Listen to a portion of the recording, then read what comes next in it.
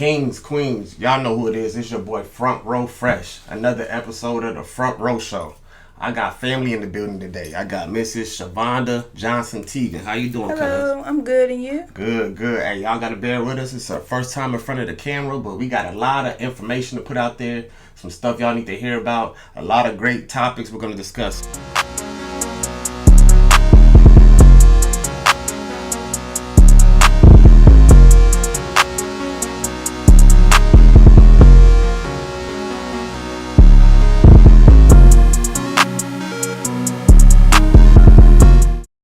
So how you been?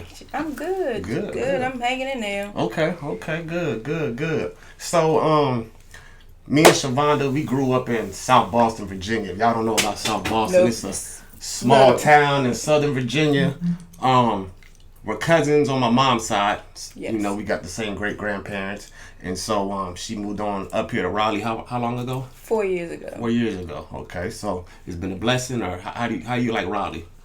It's good. It's ups and downs, but so far I like it. I found who I am. Moving to North Carolina. When I first moved here, I didn't craft. I didn't do a lot of stuff that I'm doing now. Like right now, I'm a crafter. I'm a homeschool mom. Okay. I stay home. I'm low key a lawyer. Okay. Just joking, but yeah, I've been through a lot of ups and downs here. Maybe a year and a half ago, I was in a hotel because I hadn't moved from my house, and it's been rocky, but you know, it's been a blessing too. So can I you can't complain. Can you elaborate on that situation? Because right now the housing market is super crazy right now. It's high, and a lot of people are moving here from up north, the Midwest. Raleigh's up and coming, one of the fastest growing cities in America. And so a lot of people are moving outside to the outskirts. Yeah. Pushing people out. You have people losing their homes, people having to move out, a lot of people having to move into hotels. Yeah. So can you talk about that situation? Okay, so yeah. It's been about almost 2 years. Mm-hmm. We moved in the house in Fuquay. I'm not going to get into the name, but the house looked great. When we looked at it, the house was great. But maybe about 4 months into the lease, it was like a funny smell in the house. I kept smelling. I'm like, I'm a clean person. So I'm cleaning. I'm like, what is this smell? So eventually, I don't know. I can't remember how it got to the point where I just like snapped and I started like calling a house inspector in Fuquay. I had him come out. I had a mold inspector. It was mold in the attic. It was mold under the crawl space. So y'all were renting it? Renting, yes. Okay. From a company, and so this was a company that owned like multiple homes. So the lady, the owner of the house, she was an elderly lady, about I think like 80 something. She was rented through this company in Wilmington. So we paid our rent to them, and we was only there about 6 months. So we had to break our lease. But back to the mold. The mold guy came out, was like, you know, it's mold. There's a lot of mold in your house. In the attic for one, right? And he went in the crawl space, and it was mold in the crawl space. Like it was, that's really not bad. Good. And y'all breathing that in, you know. And yeah, my son, he started having like allergies, like back to back, and they had to keep him on medicine. So I got tired, and I just started like, you know what? I called the inspector. Right. And once the mold guy came, I sent it to the landlord. She didn't want to do anything about it. So I started just calling people. Finally I called and I got a lawyer. She took my case. I got all the evidence. Like we had a duct vent in our house, like the main one. The line was down. So our light bill was like $400 every month. For $400 every month because it was pushing like out, but we were missing a whole, you know, a duct vent. Right. So mold was like basically coming back into the house, and it was horrible. It was very stressful because I had to kept calling people. I called like the housing authority. I called different lawyers. Right. And on top of that, the sad part is that no matter what, you still have to pay your rent in North Carolina. Yeah. You cannot stop paying your rent. Right. But it's very important to have evidence. Right. I had to gain evidence, like pictures, and I had an HVAC guy come out because something wrong with my HVAC. It was like, I think it was like leaking. So, you know, that's the owner's job to take care of that stuff, to keep upkeep of their homes, you know. Correct. Yeah. And she didn't, and she failed to do that. Got you. So it was all on me. And of course, you know, I didn't want to stay there with my family. So I wrote a long letter to her stating that I'm not happy. I don't want to end my lease because I don't want to have an eviction on my, my credit, because that's even much harder. So she ended up letting us leave like February. I'm gonna say like 2 years ago. But she didn't give us enough time to leave. So we basically had to go to a hotel, and this when COVID first hit. Right. So we was in a hotel for a couple of months because, you know, it was rocky because COVID and everybody. Where were y'all staying at? We was in Apex, Wood Springs. And see, hotel costs add up too. It was definitely. Luckily, we were blessed. Okay. So people looked out, or that's a blessing. We had help in the hotel. Strong woman right here.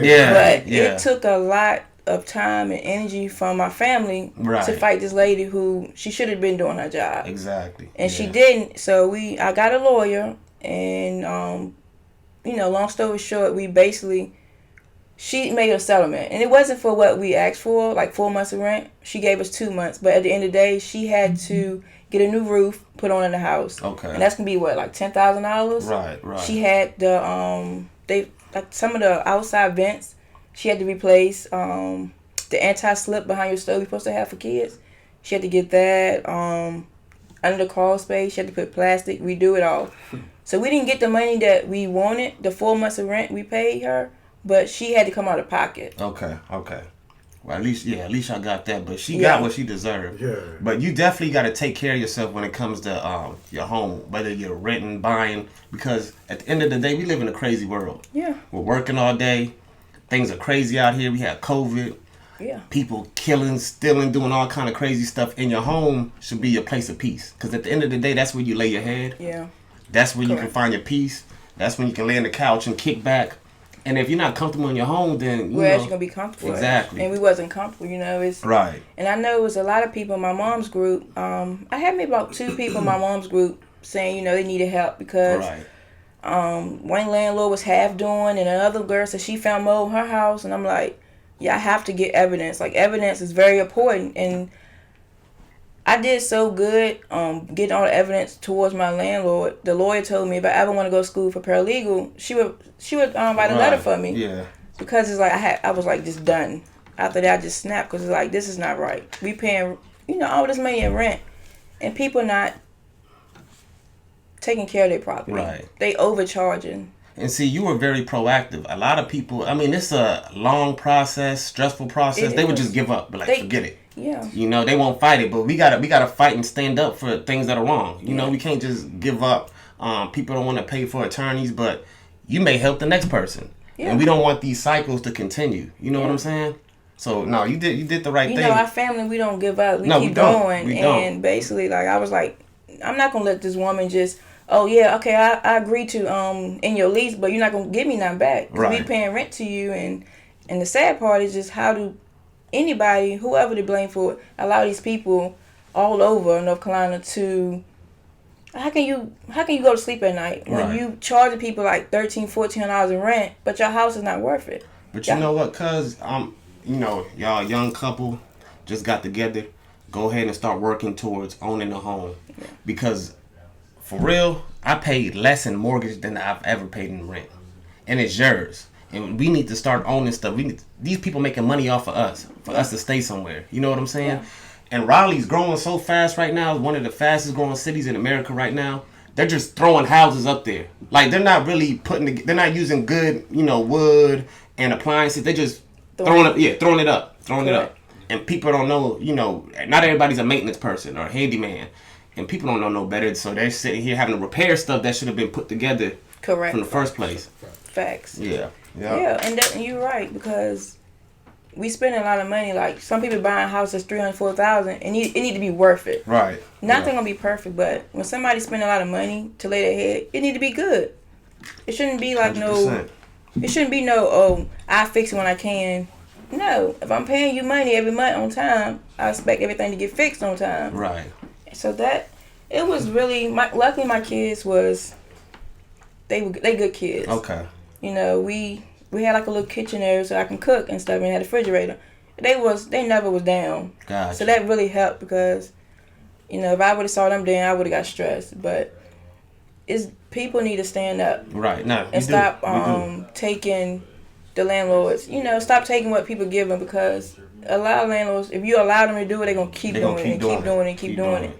And maybe the lady learned from me. They could care less as long as they're making the money. That's it. Yeah. And people just just dealing with it, and you can't, especially when you're giving out money. It's hard. A lot of people work hard for their money. Right. And it's stressful. Going to work and then you gotta worry about home. You shouldn't have to, like you said. You should be comfortable at home, not just like, dang, I'm ready to go home and just. But no, I'm with you. It's so definitely, so y'all good to go now? Okay. Y'all family of two kids. Yes. Okay, kids. So we're cousins. We haven't seen each other in a while. Oh, so we got Tipsy Treats in the building. Hello. All right, hey, shout out to Tipsy Treats. Thank you. Y'all follow her on IG. You. All right, she makes the best drinks in the city. Matter of fact, best drinks in the nation. We gonna shout out the nation. We about to go up. All right, so it's some good stuff. Y'all make sure y'all check that out. But so we're cousins. We haven't seen each other in years. You grew up in South Boston. I was born there, but I wasn't raised there, lived there, and came on out to Raleigh. So it's been a while since I've seen you. So this is like my first time seeing you in years. You have your husband here, Emmanuel. Thank you for coming on, brother. Nice to meet you, man. And you got 2 kids. Yep. Okay. Ages? Noah and Kira. Okay, Kira's 12 and Noah's 7. Okay, so how's motherhood and being a wife? Whew, it's a lot. Okay. I know a lot of people be like, stay-at-home moms don't do nothing, but it's a lot. Like, I go to appointments after appointments with Noah. I'm his teacher, It's a lot. It's a lot behind the scenes. It's a lot. I tell her my job is easy. Like, I just work. Right. Go make the money, come home. Yeah. I'm blessed to, be able to be home to watch them grow up and, take care of them. Right. He allowed that for me, and I always tell him I appreciate it, because, a lot of people have to work.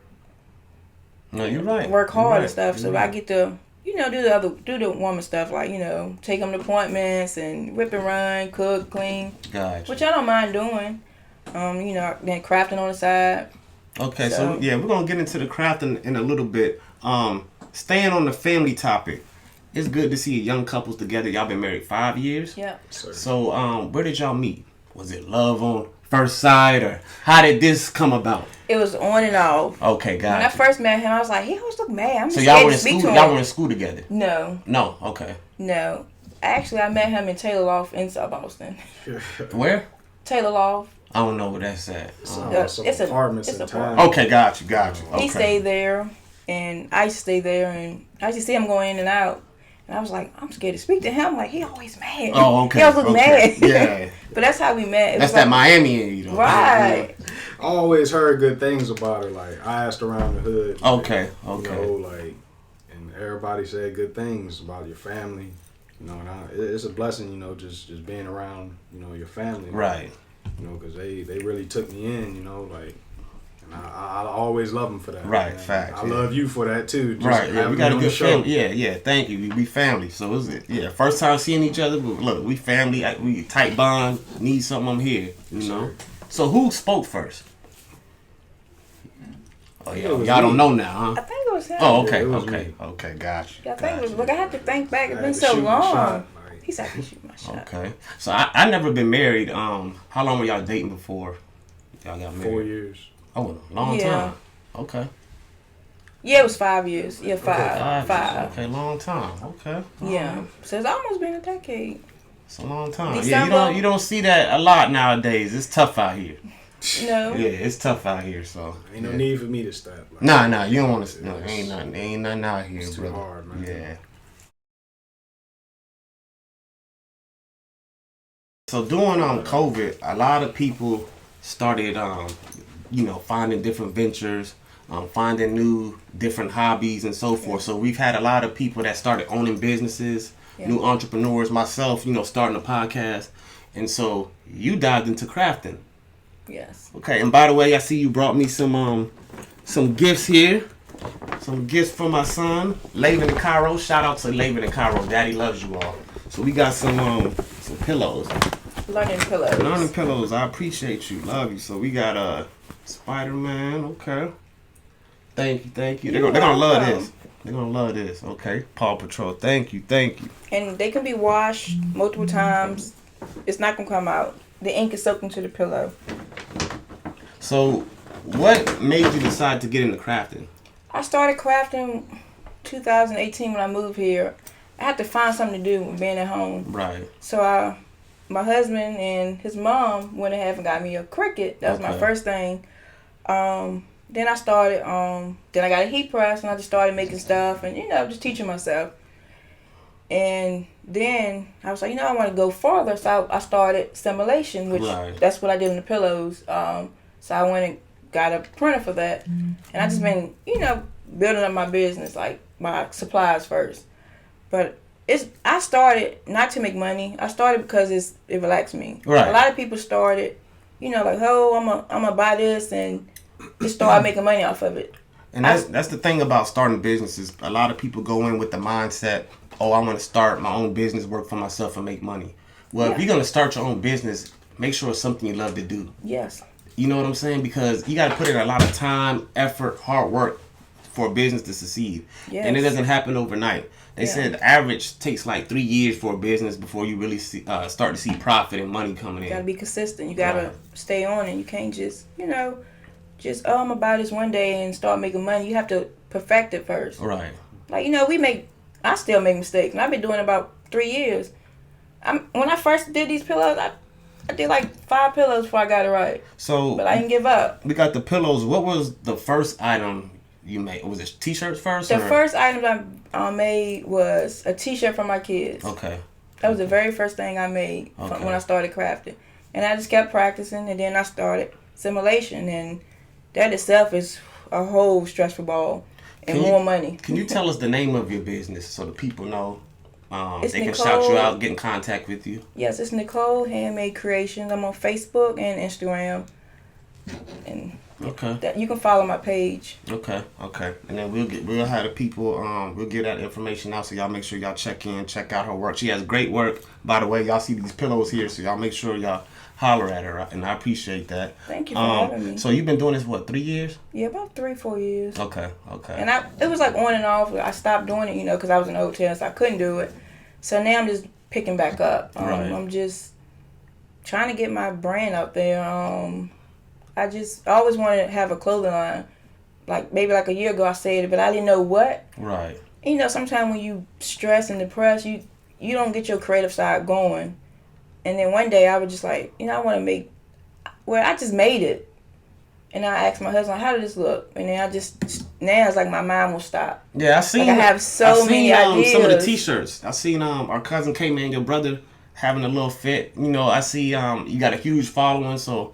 Yeah, the outfits is fire. Yeah, the clothing is fire. You be wearing some of her fits. Man, I haven't even made him. No, she ain't make you one yet. It's all about the business right now. Okay, got you. Okay. I just made myself like a shirt because I've been making everybody a shirt. And I'm like, let me make me something. Is that one of them? Yes. Okay.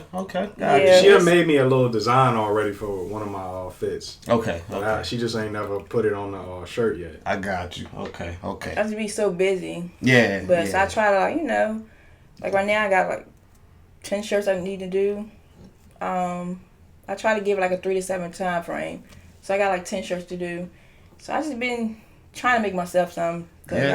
Clothing, merchandise, that's like up and coming right now. Everybody has their own merchandise. Start supporting it, especially support black businesses. Support your own. I think we all need to support each other more and work together. Work together more, definitely. It's a lot of money for everybody. There's money out there for everybody, but everybody want to compete. You know what I'm saying? Not support each other, so it's money out there. I try to shout out other crafters and stuff. I don't mind helping other crafters and stuff, and they help me. Like we help each other. Right. So, but a lot of people don't do that. Like I don't like when people try to take other ideas and stuff like that. Like do your own thing. Right. Have fun with it, but. My only advice for if you start crafting, like, have fun with it. Right. Don't try to start to make money. Have fun with it. Perfect it. Because once you make money, once you learn what you're doing, you'll make money. The money will come to you. Yeah. And basically, I just post stuff I make for family and, I just have fun with it. I don't want the stress. That's why I just have fun with it. I don't want the extra stress, like, oh my God. Because I like stuff to be right, like, kind of darn near perfect. Yeah. Which is impossible because you can buy stuff in the store and you wash it like 3 or 4 times, and the vinyl stuff come off. So what all have you done with crafting? I know we got pillows, clothing, anything else? T-shirts, Floating ornaments. Still ornaments. That's like a Christmas time hit. Like the drunk Uno. Uno. Okay. Mugs, cups, tumblers. I haven't tried the hats yet. You do it all, okay. I told y'all we was talking. I want to try the hats. Yeah. I have the press for it, but I haven't tried it yet. And that's probably like another thing. I could do plates, but I haven't tried that either. Got you. It's so much stuff you can do, especially with simulation. Like vinyl, right. I don't use my Cricut as much because it just that weed and stuff is just too much. Yeah. So, but everybody needs to just have fun with it and don't go down on your prices. That's like the one big thing for me is never lower yourself because people always want something for free or low. Like I have so many people inboxing me but don't want to buy none. But it's like you don't want to buy none, don't mess with me. And people be like, I don't know, maybe I'm paid for. I don't know, but it's like I don't feel like I'm paid for it because like people's time is important. Like your time is important, his time is important coming out here, my time, everybody. Exactly. So you gotta respect. I feel like if you respect somebody, if you respect somebody, you will pay what they worth. Yeah. And a lot of people don't pay respect everybody else. Exactly. You know what I'm saying? Right. So if you respect somebody else, why you don't respect me? Exactly. Yeah. Like machines mostly make the other stuff, Right. Like when you go to Walmart or something, the machines make it, not a human. Yeah. They just working it. No, that's facts. And know your worth. You put in the time, effort. Yes. Don't settle. Don't go below your worth. None of that. And I caught myself, like maybe I should lower my price. And I'm like, no, because just getting on that subject. I'm not gonna go too off, but like my printer, and I always discuss like that printer was like $600 some. Right. Just for the ink itself is $300, and then the paper. It's like you can't just I'm gonna give you a T-shirt for $5. Like it's impossible. Like how, it's. Yeah, people fail to realize. Yeah, people fail to realize. The money that goes into starting a business. It's a lot of investment. Yeah, even with podcasts. I mean, we got laptops here. Mics, cameras, like it's a lot that comes with all of this. Any type of business. Yeah, it's like when I started, I just started low, and I just kept going and like he was saying, we were talking about a bigger heat press, and I was like, my next step is a bigger heat press and simulation printer. But I just got to work my way up to get that, and working my way up. I mean, promote myself and getting more sales, but keeping my customers and stuff, and I'm shout out to everybody that have brought for me, and I really appreciate it, and thank you. Okay, so do you have like a loyal customers or customers that come to you on a regular or? Yeah. Okay. Yeah, if they buy if a person buys so many shirts, maybe like 6 or more, 10 or more, there's a discount. Got you. Cause I wouldn't charge a whole normal pricing for like 10 shirts. Right. But I do. Okay. I'm still working out everything. The pricing. And it's a headache. Trying to figure out, the prices and stuff to make sure I'm not undercutting myself is definitely it's a headache. But the thing about business is it's a process, Definitely. You get better with time. You go through learning cycles and curves and so forth. And that's for anybody out there, especially young people out there. Go for your dreams. You got to put in work. Don't give up on your dreams. If you want to own your own barbershop, go for it. Don't give up on it. Yeah. Oh, thank you.